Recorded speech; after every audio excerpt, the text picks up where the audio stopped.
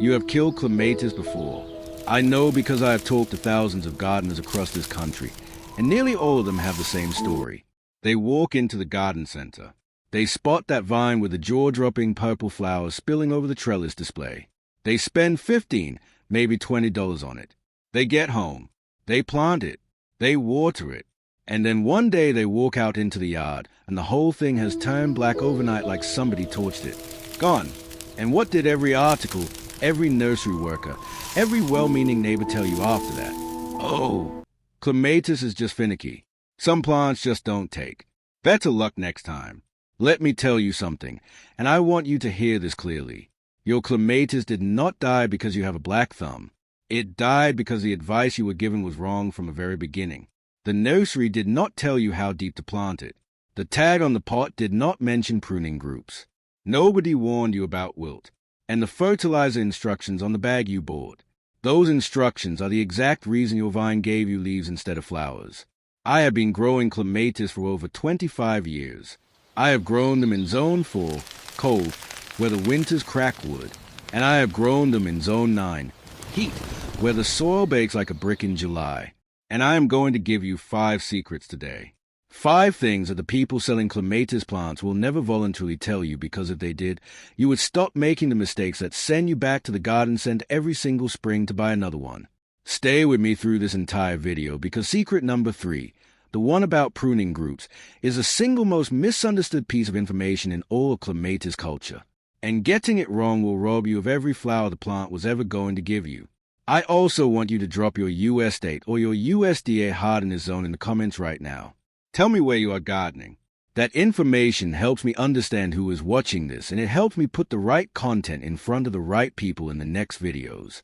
Now let's begin. Secret 1. Plant it deeper than feels right, the underground backup trick. I want you to think about the last time you planted something from a nursery pot. You dug a hole about the same depth as a container. You popped the plant in. You backfilled the soil. You watered it in, and that was more or less correct for most plants. Tomatoes are a notable exception. And if you have grown tomatoes long enough, you already know why. You can bury a tomato stem all the way up to its lowest set of leaves, and it will sprout roots from that buried stem and get stronger for it. Clematis works on a similar principle, and it is one of the best-kept practical secrets in ornamental gardening. When you plant your clematis, you do not plant it at the same depth it was sitting in the pot. You plant it 2 to 3 deeper than it was. You want that first set of leaf nodes, those small swollen joints where the leaves emerge from the stem, to sit 2 to 3 inches below the surface of the soil. Why does this matter so much? Because those buried nodes become what I call a backup plant. They are protected below ground. If your vine ever gets hit by a late spring frost, if a careless lawnmower takes a swipe at the base, if a rabbit decides your clematis looks like breakfast, if wilt strikes the top growth, those nodes are still alive underground, insulated and ready. They can push out entirely new shoot from below the soil line and essentially rebuild the entire plant from scratch. That is not a plant that dies on you. That is a plant that survives. Now I need you to understand the variety context here, because not every clematis is sold in the same form. When you are shopping at a garden center or ordering online, you will commonly encounter the large flowered hybrids. Names like Jack Manny, the President, Nellie Mosa, Ernest Markham, and Duchess of Edinburgh are among the most widely available. These are typically grafted or grown in small nursery pots, and they are absolutely the ones that benefit the most from deep planting. Claryzonic zones 4 through 9 will experience some level of winter dieback on the stems, and having those underground nodes means a plant is never truly starting from zero. Here's exactly how you execute this planting. Dig your hole at least 12 in deep and 12 in wide. Loosen the soil at the bottom. Mix in a generous handful of compost. Now take your clematis out of its pot.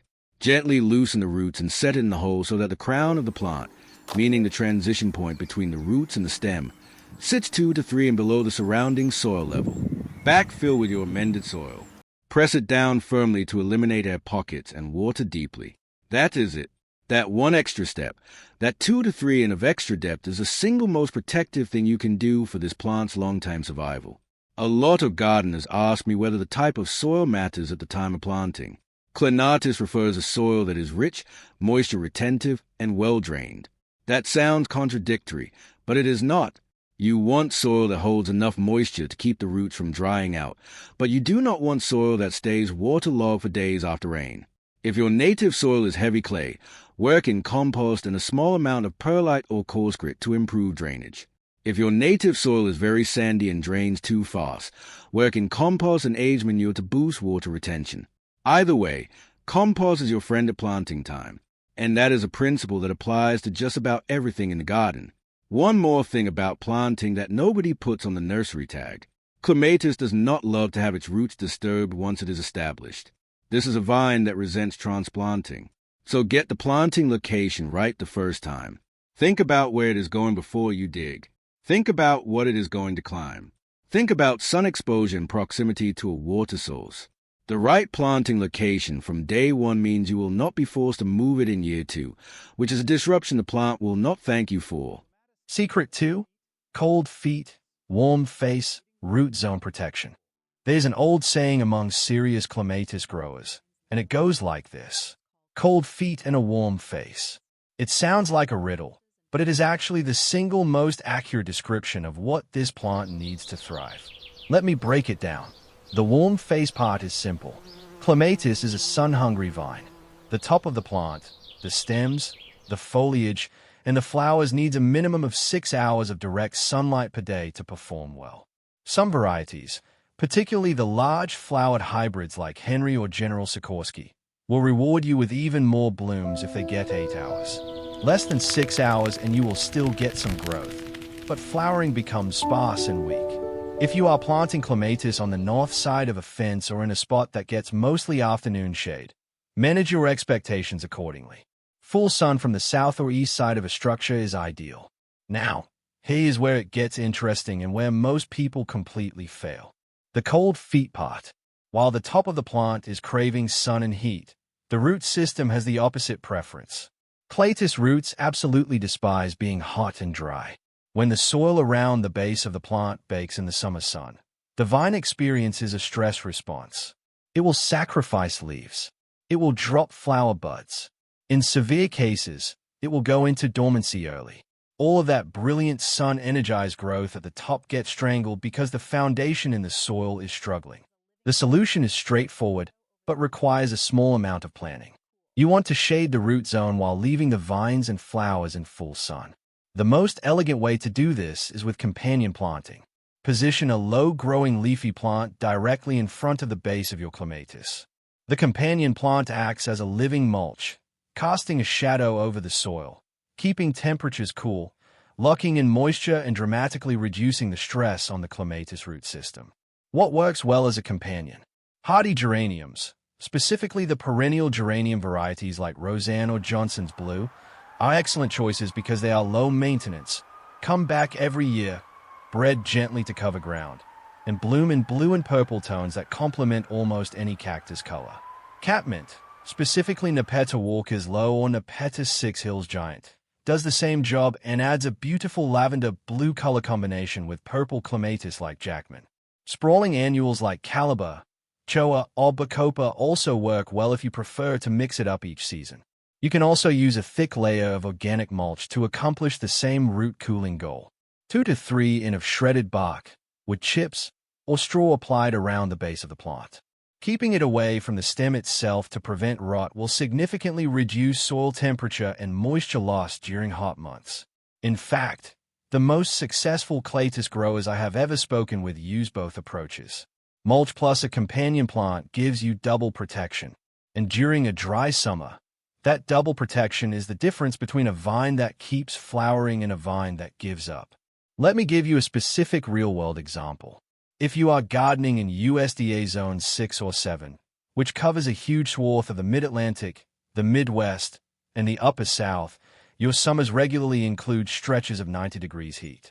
Unshaded soil at the base of a clematis can reach soil temperatures well above 100 degrees Fahrenheit during those stretches. That is not a root zone. That is a frying pan. The vine will protest. But with 3 in of mulch and a hardy geranium or catmint planted in front, soil temperatures stay 10 to 15 degrees cooler. That cluster stays comfortable. It keeps growing. It keeps flowering. It forgives your occasional missed watering. That is what cold feet does for this plant. Before I get into secret number 3, I need to ask you something honestly. Where else are you getting this information? Because I want you to think carefully about that question. The people at your local garden center are selling plots. That is their job. They are not teaching you why your clematis wilt wiped out the whole vine. They are pointing you toward a replacement plot. The articles on the big gardening websites are written to attract advertisers, not to give you the 25 years of trial and error it takes to actually understand a plant like clematis. This channel exists because American gardeners deserve straight information, not beautiful photography and enthusiastic plant descriptions that leave out the most critical facts. If you are not subscribed yet, hit that button right now. It is free. It takes 2 seconds, and every week we put out content built around one thing: helping real gardeners grow plants that actually survive. Now, let me get into the most misunderstood secret in all of clematis culture. Secret 3. Know your pruning group or stop cutting entirely. This is the one. This is the secret that when I explain it in person to gardeners who have been struggling with clematis for years produces that moment where their eyes go wide and they say, "Nobody ever told me that."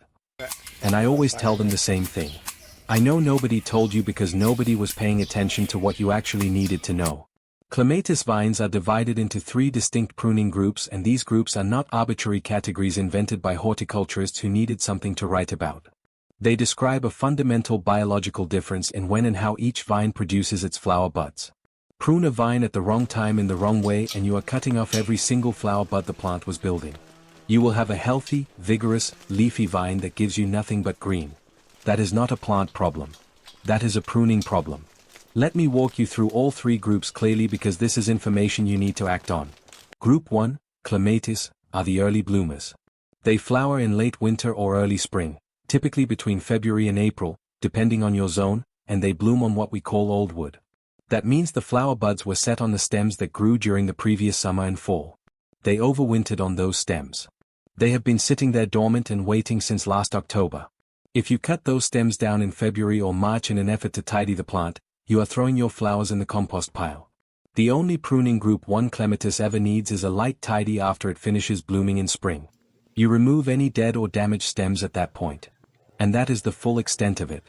Varieties in this group include the sweet-smelling Clematis montana, the vigorous Clematis armandi, which is evergreen in zones 7 through 11, and Cladus alpina varieties like Pamela Jackman and Francis Rives.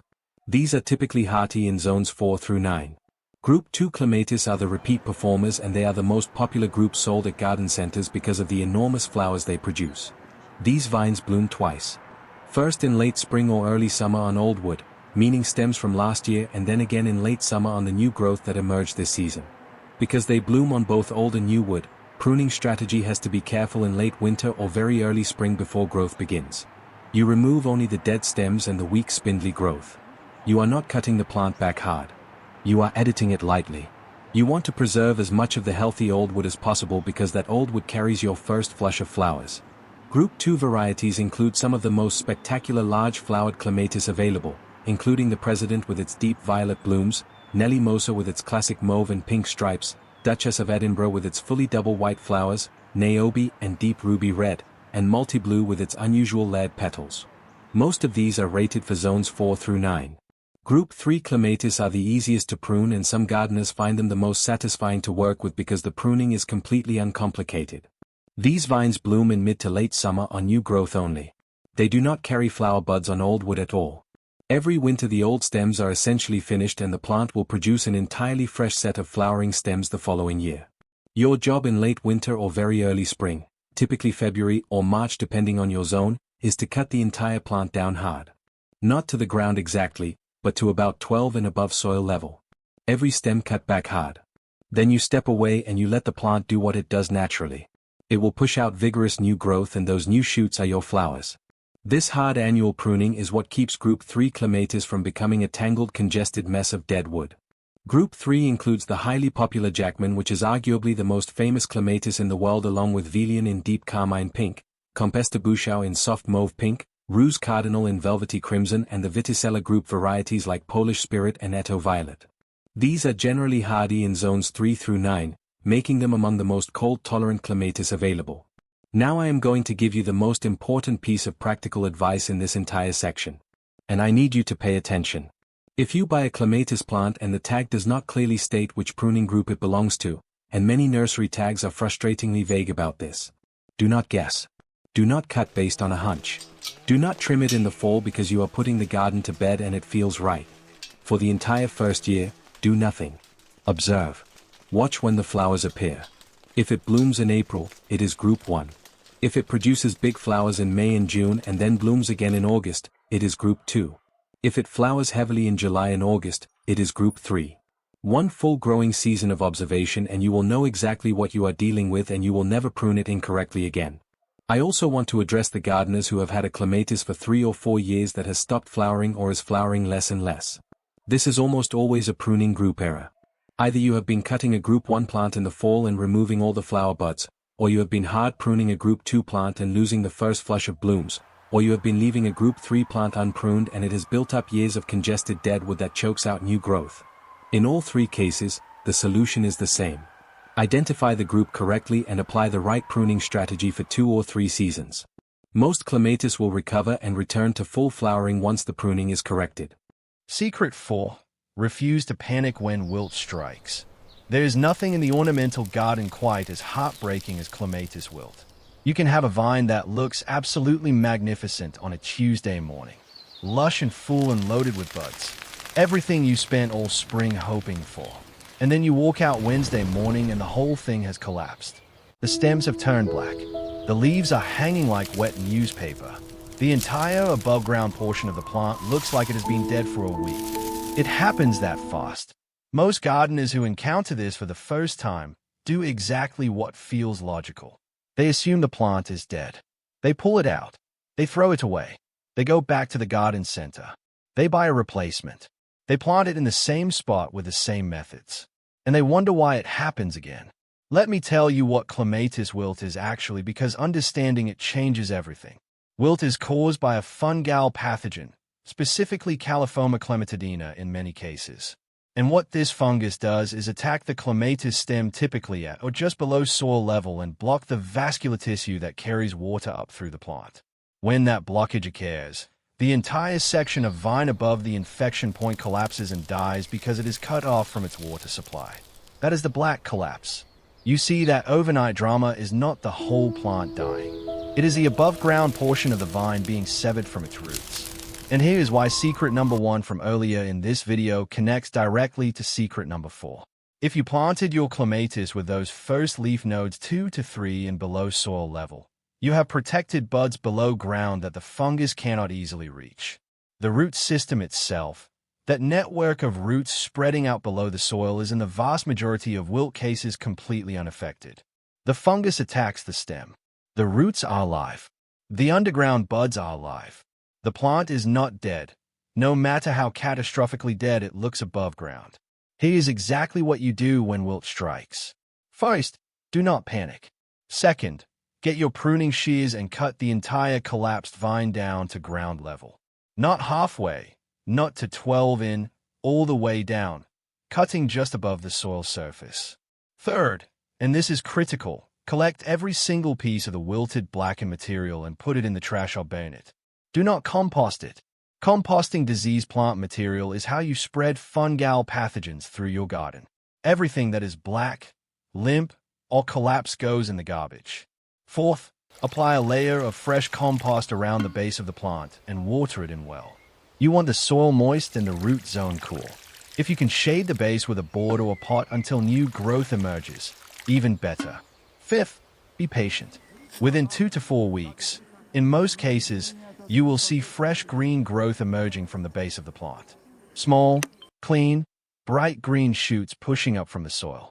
That is your vine rebuilding itself from those protected underground nodes. It is not dead. It is not damaged beyond recovery. It simply reset itself.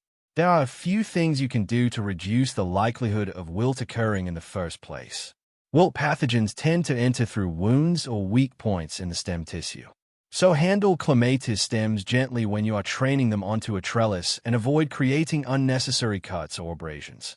Good air circulation around the plant reduces the humid conditions that fungal pathogens prefer. So do not crowd your clematis against a wall with no airflow. Watering at the base of the plant rather than overhead keeps the stems drier, which is another factor in wilt prevention. Some varieties also show greater resistance to wilt than others. The Verticilla group Clematis, which falls in Group 3, is widely regarded as among the most wilt-resistant clematis available. Varieties like Polish Spiritual Violet, Venosa Violeta, and Betty Corning are excellent choices if you have had chronic wilt problems and want to start fresh with something that is genuinely tougher. These varieties also tend to be extremely vigorous and cold-hardy, making them reliable performers across most of the country in zones 4 through 9. If you have experienced wilt in the same spot for multiple consecutive seasons, consider whether your soil drainage might be contributing to the problem. Consistently waterlogged soil around the stem base creates ideal conditions for soil-borne fungal pathogens. Improving drainage by incorporating coarse grit or raising the planting area slightly can make a meaningful difference. We are almost at the final secret, and then I have a bonus section for you on how to get your clematis to bloom twice in a single season, which is something most people do not even know is possible. But before we get there, do not wait until this video ends to subscribe. I want you to do it right now. This channel puts out highly specific, practical content every single week built around the kinds of things that will genuinely change how your garden performs. It is free. It takes 2 seconds. Hit the subscribe button and you will not miss what comes next. Secret number 5.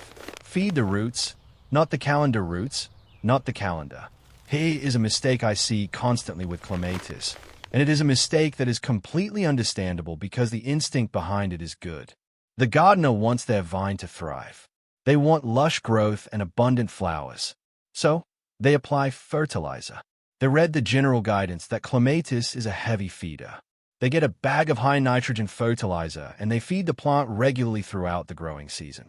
And the result? Spectacular, voluminous, almost impenetrable growth, masses of leaves, great coverage on the fence, and almost no flowers.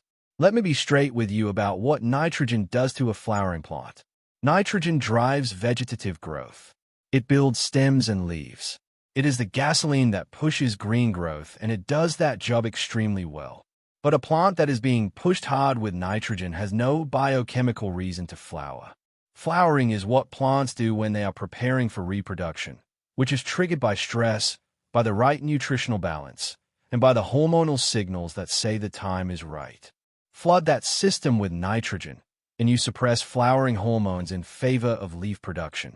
What clematis actually craves for spectacular flowering is potassium and phosphorus.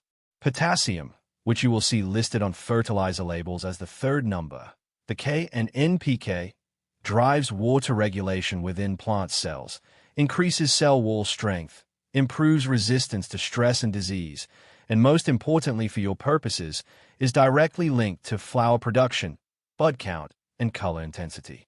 Phosphorus supports root development and is also tied to flowering and fruiting. These are the nutrients you want to be feeding a clematis if you want a floral explosion. Here is the feeding schedule that produces results. In early spring, as soon as you see the first signs of new growth emerging from the base of the plant, work a generous handful of compost or well-rotted manure into the soil around the root zone. Not on top of the roots. Work gently into the surface layer of soil around the base about a foot out from the stem in all directions. This provides a slow, steady, biologically complex source of nutrition that feeds the plant through the early part of the season without pushing it hard in any single direction. Compost feeds the soil ecosystem, and the soil ecosystem in turn feeds the plant in a balanced, natural way. This is your foundation layer. As the plant approaches its blooming period, typically about 4 to 6 weeks before you expect flowers, switch to a fertilizer that is high in potassium. A rose food or tomato fertilizer works perfectly for this purpose. These products are formulated to drive flowering in heavy blooming plants, and the nutritional profile transfers well to clematis. Look for a product with a higher 3rd number on the NPK ratio, something like a 4, 12, 8, or 6, 9, 6 or similar. Apply it according to the product directions, but on the side of the lower end of the recommended dose rather than the higher end. Once the plant is actively blooming hard, ease off the fertilizer. A vine in full bloom is spending its energy on flowers, not building biomass, and it does not need to be pushed nutritionally at that point. After the first bloom flush fades, which is particularly relevant for Group 2 Clematis that will put on a second display, you can apply another round of high-potassium fertilizer to fuel that second wave of flowers. Let me address a question I get asked frequently. What about liquid fertilizer versus granular? Both work. Liquid fertilizers, things like liquid seaweed or liquid tomato food, are absorbed more quickly and give the plant a faster response. Granular fertilizers release more slowly and provide a steadier, more sustained supply of nutrition. For the compost and manure application in early spring, granular or solid amendment makes the most sense. For the high potassium boost approaching bloom time, a liquid application can be very effective because the plant is actively growing and can take up soluble nutrients quickly. You can also combine approaches if you want the best of both. One thing I absolutely want you to avoid is fertilizing late in the season. Applying fertilizer, particularly nitrogen-heavy fertilizer, in late summer or early fall, encourages the plant to push out soft, succulent new growth that has no time to harden off before winter. That soft growth gets killed by frost and becomes a liability rather than an asset. Your last meaningful fertilizer application should be no later than early summer. After that, let the plant wind down naturally. Let the stems begin to harden and prepare the plant for whatever winter your zone brings. Water is part of the feeding equation. 2. Clematis roots need consistent moisture, not drought and flood cycles. The deep watering approach works best. Water thoroughly. Allow the top inch or two of soil to dry slightly between waterings and then water thoroughly again. Shallow, frequent watering encourages surface roots that are vulnerable to heat and drought. Deep, infrequent watering encourages the vine to push its roots down to where the soil stays cooler and more consistently moist. Pair that deep watering habit with your mulch layer, and you have created root conditions that allow this plant to shrug off the kind of neglect that would kill a less well-prepared vine. How to get 2 full bloom flushes in one season. I promise you a bonus section, and this is one of the most exciting things I can share with you because most gardeners have no idea it is possible. You can get your clematis to produce 2 distinct flushes of flowers in a single growing season. Not just one wave of blooms, but 2. And the method is more straightforward than you might expect. The first thing you need to understand is that not every clematis is capable of reblooming. Group 1 clematis, the early spring bloomers, flower once and that is their season. Group 3 clematis also effectively give you one long flowering period through summer. But Group 2 clematis, the large-flowered early hybrids, are biologically capable of producing that second display. And with the right techniques, you can reliably trigger it. The varieties that rebloom most consistently are the ones to seek out specifically. Patricia and Freckwell is one of the finest reblooming clematis available, producing large semi-double pink flowers in late spring, and then a reliable second flush in late summer. Petite Falcon is a compact variety that blooms in indigo blue and performs beautifully in containers, making it a favorite for gardeners with limited space or no fence to grow on. Velian produces deep carmine pink flowers and is one of the most vigorous reblooming varieties available. Rated for zones 4 through 9, Multi-Level puts on a truly unusual display with its layered double flowers in deep blue-purple, and it is one of the more reliably repeat flowering selections for zone 5 through 9 gardeners. Here is a technique for triggering that second bloom, and it comes down to what you do when the first flush of flowers finishes fading. This typically happens in late June or early July depending on your zone and the specific variety. The moment you see those first flowers going past their prime, starting to look tired or beginning to drop petals, you need to take action. Do not let spent blooms sit on the vine. Remove them. Deadheading. The removal of spent flowers is a critical first step. When a clematis bloom fades, the plant's next biological priority is to produce a seed head. Those fluffy, feathery seed heads that you see on clematis later in the season are actually beautiful in their own right. But producing them costs the plant significant metabolic energy. If you deadhead before the seed heads form, you redirect that energy away from reproduction and back into vegetative growth and flower bud development. That redirected energy is what funds your second bloom. How to deadhead correctly matters. You do not just snap the spent flower off at the base of the bloom. Follow the stem down 12 to 18 in from the spent flower and cut just above a pair of healthy substantial leaves.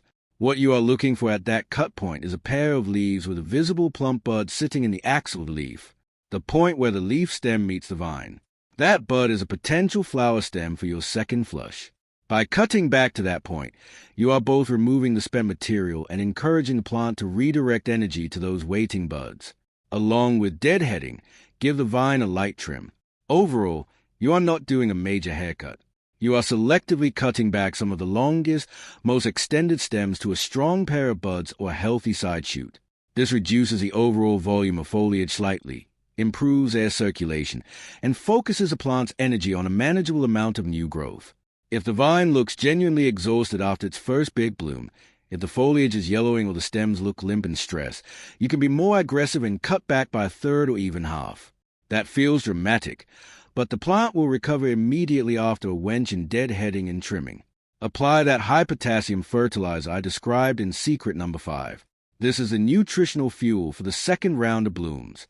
A rose food or tomato fertilizer applied now goes directly to work supporting new bud development. Follow the fertilizer application with a deep watering, giving the root zone a thorough soak that carries the nutrients down to where the active roots are working. Now comes the part that tests the gardener's patience, waiting. After your mid-season treatment, new growth will emerge from the cut points within 1 to 2 weeks. This growth will look slightly different from the first flush, typically smaller leaves and more wiry. Let it grow. Do not fuss with it. Do not cut it again. Give it about 6 to 8 weeks from your mid-season pruning and feeding, and you will start to see buds forming on those new stems. In most zones 5 through 7 gardens, this second flush arrives in late August through September, often overlapping with the best weather of the gardening year. One thing to understand about the second flush, the individual flowers on the second bloom are often slightly smaller than those on the first. This is completely normal and not a sign that anything is wrong. The first bloom draws on the full energy reserves the plant spent the entire previous season building. The second bloom is produced by new growth that has had only a few weeks to develop. But what the second bloom lacks in individual flower size, it makes up for volume and timing.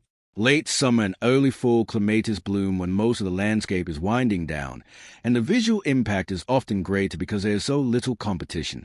For gardeners in Zone 7 and warmer, you may even be able to push for a partial third flush in October with aggressive deadheading after the second bloom.